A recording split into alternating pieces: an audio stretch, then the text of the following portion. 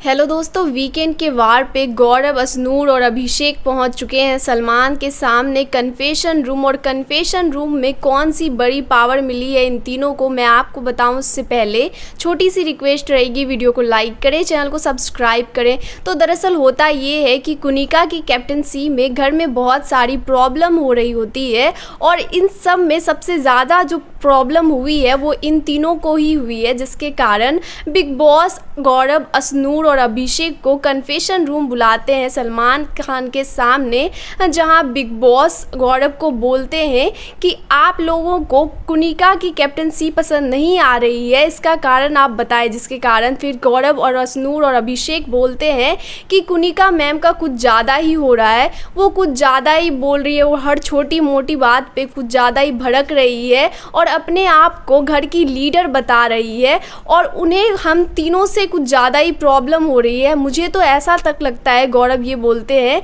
कि कुनिका मैम ने जो ड्यूटीज़ बांटी है ये भी घर के सदस्यों के कहने पर बांटी है, अपने हिसाब से उन्होंने कुछ भी नहीं किया है। जो घर के सदस्य बोल रहे हैं उनको दूसरे टीम के मेंबर्स, वो उन सभी बातों को मान रही है और उन्हीं के हिसाब से वो काम कर रही है और अपने आप को वो सबसे बड़ा बता रही है और अपना तानाशाही सब पे जता रही है। ऐसा बोलते हुए गौरव नज़र आते हैं, जहाँ फिर अभिषेक गौरव की बात से पूरी तरह सहमत होते हैं और अभिषेक भी बोलते हैं कि हाँ, तानाशाही तो कुछ ज़्यादा ही कुनिका मैम का बढ़ चुका है, वो मेरा खाना तक रोक दी है और मुझे खाना तक नहीं दे रही है। जहाँ फिर अशनूर बोलती है कि मेरे एक छोटे से बात पे कुनिका मैम इतना ज़्यादा भड़क गई जैसे मैंने कौन सा बड़ा काम कर दिया है ऐसा, जिसके कारण कुनिका मैम ने साफ साफ सबके सामने बोल दिया कि अब से अशनूर आपका भी खाना बंद हो चुका है। ये तो बिल्कुल गलत है, ये तो कुछ ज़्यादा ही तानाशाही हो चुकी है कुनिका मैम की। जहाँ ये सब सुनने के बाद फिर बिग बॉस बोलते हैं, अगर आप लोगों को कुनिका से इतनी ज़्यादा प्रॉब्लम हो रही है तो